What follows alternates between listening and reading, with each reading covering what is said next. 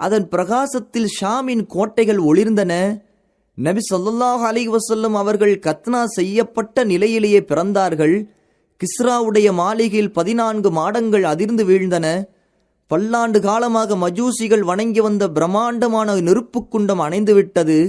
சாவா என்ற நீர் தடாகத்தை சுற்றியுள்ள கிறிஸ்தவ ஆலயங்கள் இடிந்து வீழ்ந்தன என்று கூறப்படும் இத்தகைய கூற்றுகளுக்கு உறுதியான சான்றுகள் ஏதும் இல்லை.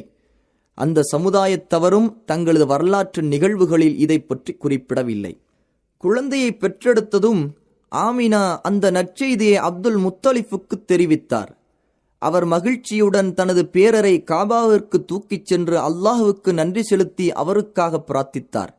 மேலும் அந்த குழந்தைக்கு முஹம்மது என பெயரிட்டார். இந்த பெயர் எவருக்கும் இதற்கு முன் சூட்டப்படவில்லை.